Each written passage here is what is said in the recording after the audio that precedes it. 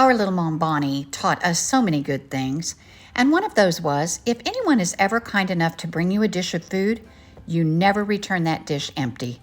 So today, I am filling up a neighbor's bowl with the most wonderful banana pudding that you ever put in your mouth. My sweet neighbor Serena brought food over for Joel and I in this dish one night. So I'm going to make one for her, a smaller one for Joel and I. Now, of course, you can use a trifle bowl or any kind of a square baking dish as well.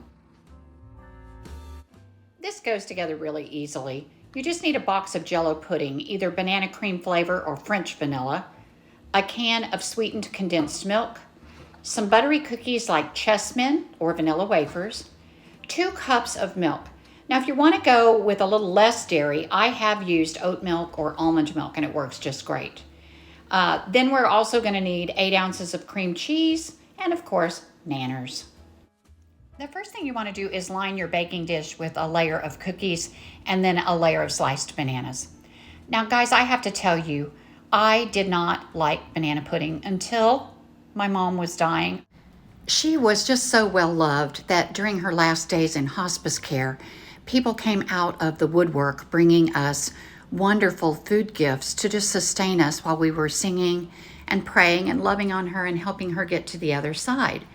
Well, our sweet family friend, Carolyn Smith, brought this, and honestly, I only ate it to be polite, but once I put it in my mouth, I had to have the recipe. Okay, on to our pudding. You're going to start with just a small box of vanilla pudding. I use French vanilla, but you can use banana cream if you want. Now, I think it always works better if you put your liquid in your bowl and then sprinkle your powdered pudding on top of that.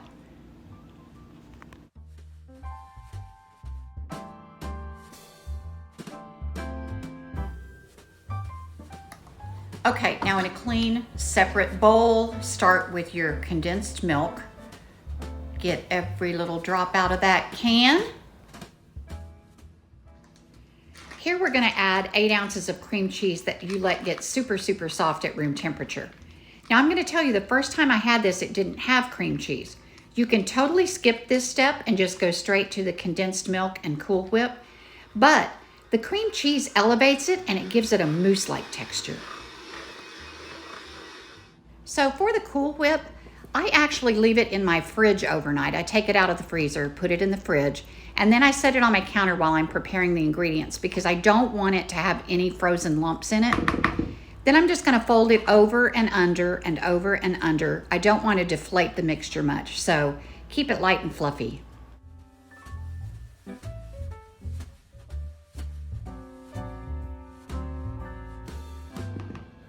Now we're gonna grab the pudding. It'll be a little bit soft set by now, but just pour that all in, and then we're gonna fold that together and make this wonderful cloud-like fluffiness that you guys just won't believe. It's so, so good.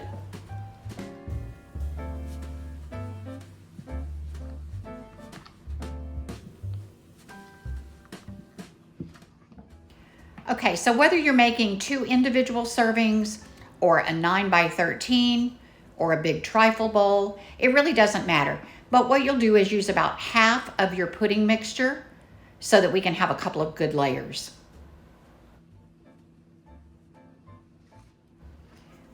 Now on top of that fluffy cloud-like deliciousness, you're gonna put another layer of cookies.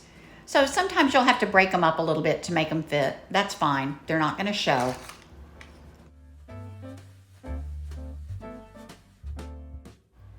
Another layer of nanners goes on top of the cookies. And as you can tell, I don't like to have one little space empty. Cover it good. You want that banana flavor. And polish off that last bit of delicious mousse-like fluffiness to cover your bananas. I do know that traditional Southern banana pudding has a meringue on top. I am not a fan. I am going to top mine with homemade whipped cream. You can use a little more Cool Whip if you want, or skip it all together, but this is going to be for a friend, so I just kind of want to push it over the top a little bit. I'm going to use 3/4 of a cup of heavy cream, to which I'm going to add about a tablespoon of powdered sugar at the end once I have stiff peaks. you can actually use a sugar substitute and nobody will be the wiser.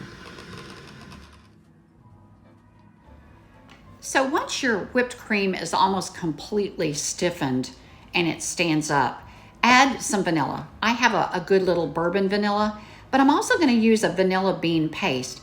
And I like this because the actual seeds from the vanilla bean are in the paste. So you get this little extra boost of flavor, and also it's just really pretty. Now I beat it just a little bit more until I have a really nice thick texture about like this. Can you see the vanilla bean seeds? Oh, fabulous. Now I'm gonna put a good sized dollop of whipped cream on the top of each one, but I'm just gonna put it in the middle. I'm not gonna bring it all the way to the edge because I want a little bit of that fluffy yellow pudding to peek out so we have the difference in color. I think that's really pretty. I always save one cookie and then I crush it up and I sprinkle the crumbs over the top just to kind of give it a little cute finish.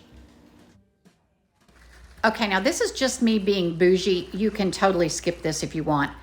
A lot of times I will sprinkle some little butterscotch morsels on the top. I think there is just something about that buttery flavor and that chewy texture that complements the banana flavor. I didn't have any today, so I'm going to use just these Ghirardelli white chocolate chips just to kind of, zhuzh it up a little bit. Just a little side note. Typically, I will not put bananas on the top of this. A lot of people do, but I have found if you're not going to eat it right away, the bananas will turn really brown within just a couple of hours and it's not very pretty. So, in any case, you guys keep this little treasure of a recipe handy. It is so wonderful to share with someone when they've had oral surgery or they're recovering from an illness and they need some sugar, when somebody has a new baby, or just when you want to share something yummy from your kitchen. And if your recipients are anything like my sweet Bonnie, you just never know what might come back in your dish. You guys, have a fabulous week, and remember, see the good and be the good. I hope God will just bless you and bless you and bless you this week.